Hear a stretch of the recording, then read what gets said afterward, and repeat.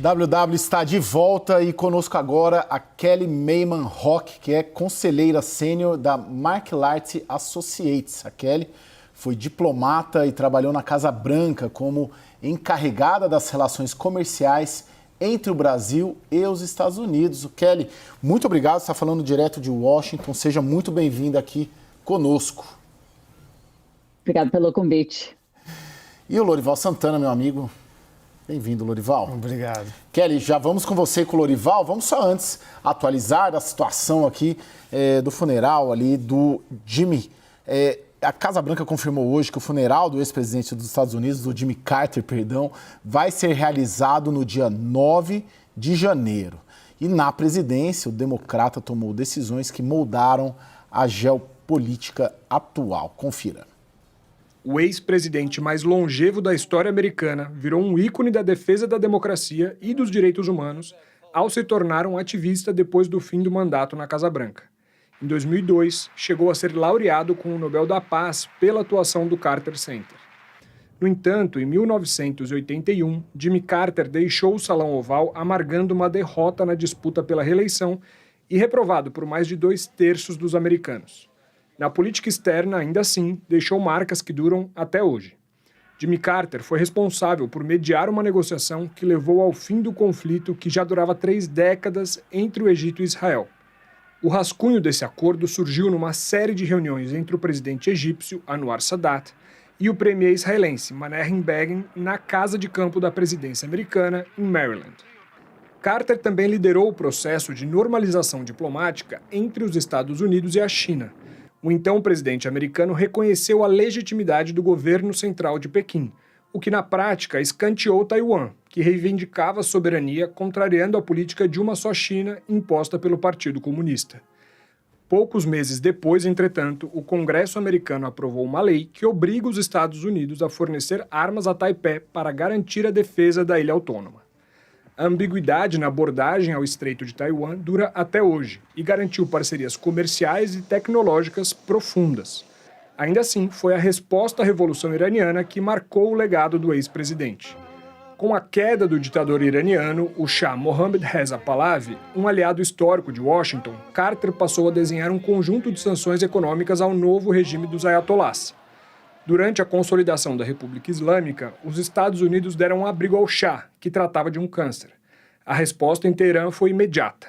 Um grupo de estudantes revolucionários invadiu a embaixada americana no Irã e fez 52 reféns, exigindo a extradição do ditador.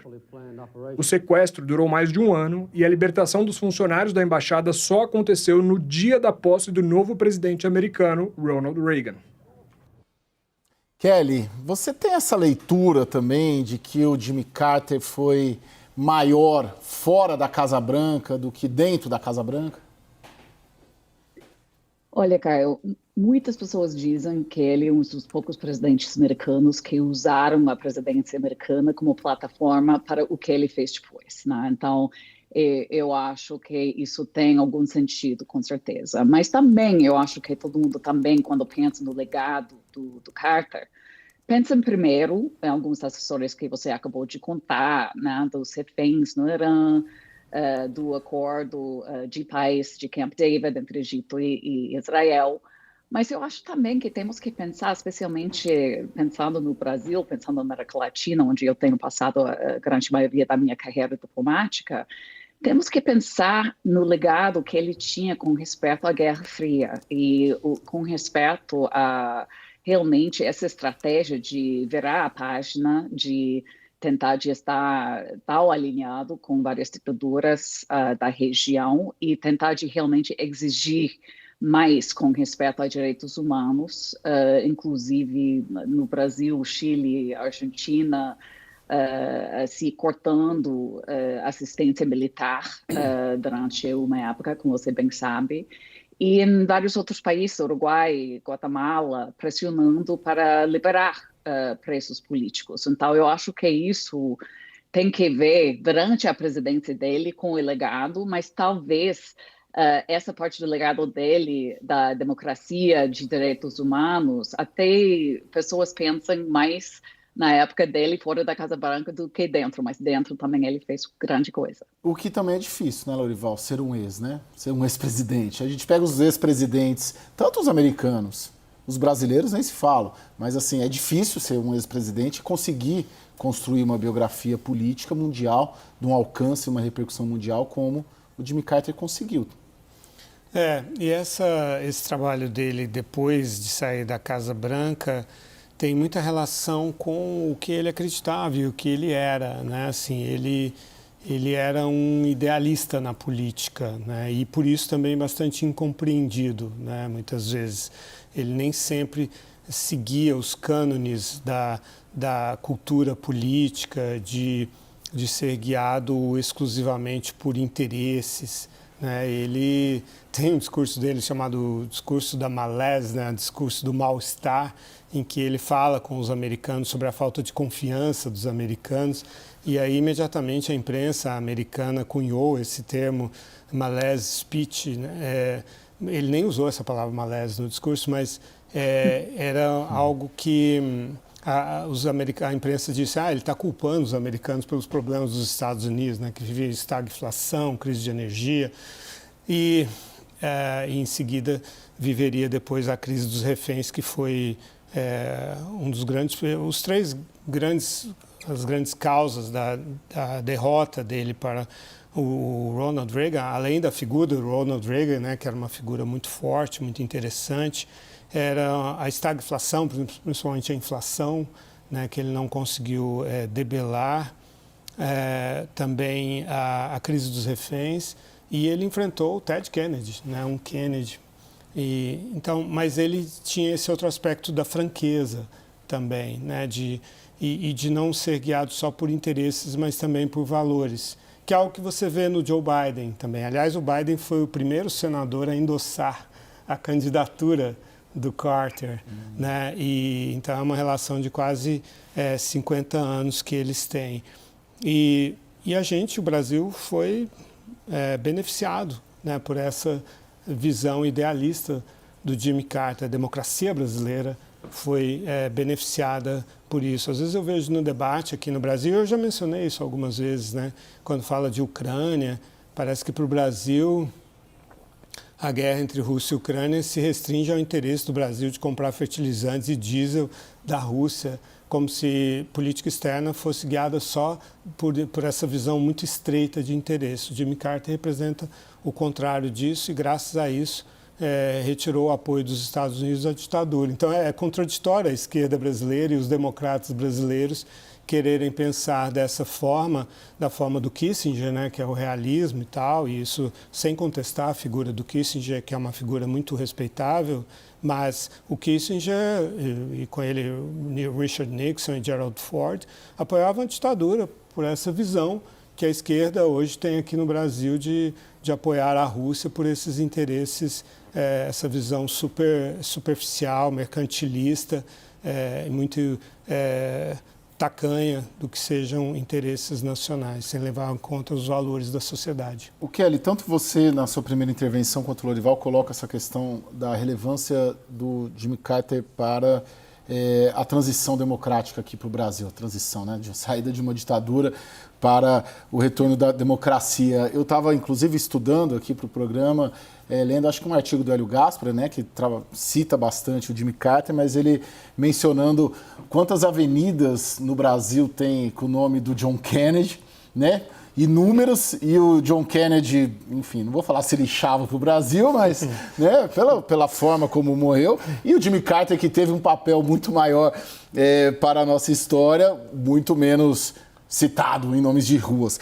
Eu queria que você desse, Kelly, a dimensão exata, na sua percepção, do papel do Jimmy Carter na transição da ditadura para o retorno da democracia no Brasil. Teve um peso mesmo? E qual foi o tamanho desse peso? E sem ele, as coisas teriam sido muito mais difíceis? Eu acho que sim, teve um impacto. Eu acho que o que não tem de novo de rua é mais porque o Carter não tinha o charme nem o carisma do próprio Kennedy, né? Então isso vale também muito. E isso foi uma razão que Carter teve os problemas que ele teve na política americana, até porque eles às vezes tinham este problema de assim, trabalhar com o Congresso e tudo isso.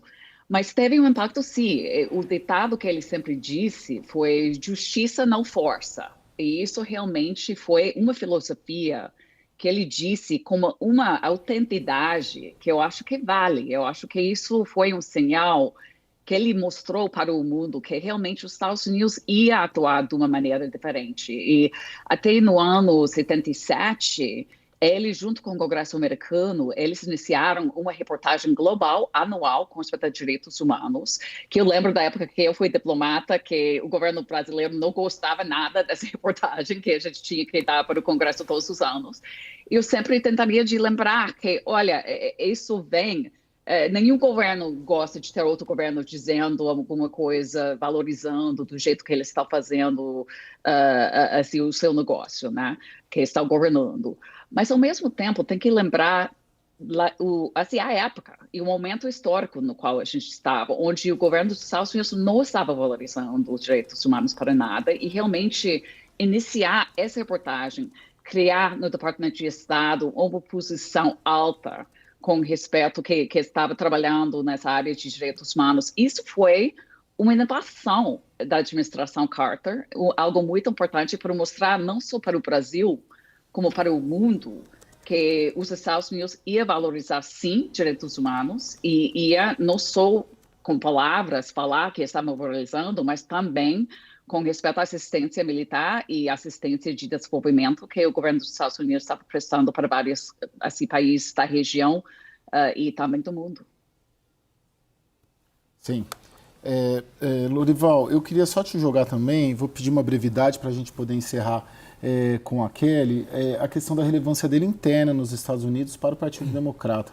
Né? Porque de tudo ali veio de um estado pequeno, um fazendeiro que foi comerciante, que serviu à Marinha, e hoje, justamente na eleição deste ano nos Estados Unidos, a gente viu os democratas perderem ali bases tradicionais também deles. Né? Fica ali uma simbologia dessa perda também para o Partido Democrata? Sem dúvida, nesse sentido ele tem uma importância muito grande, né? Ele era do Sul, né? O pai dele era segregacionista, era racista e ele não. Né? Ele era aceito dentro da comunidade negra do Sul dos Estados Unidos, em especial no estado dele, da Geórgia, como alguém que pertencia a essa comunidade por causa das atitudes dele. Ele se sentia muito bem, muito à vontade com os negros desde criança. Né, e achava muito estranho estudar numa escola segregada, não gostava de estar ali na companhia exclusiva de crianças brancas e cresceu dessa forma, e isso foi muito importante, a forma como ele rejeitou, já como governador e como presidente, rejeitou o racismo, né, o segregacionismo, vindo ele do Sul, e o Partido Democrata tinha uma história relacionada com esse racismo que existia no Sul. Então, foi muito importante, ele foi um líder muito importante nesse sentido, e também como um representante de um homem comum, um homem simples, né?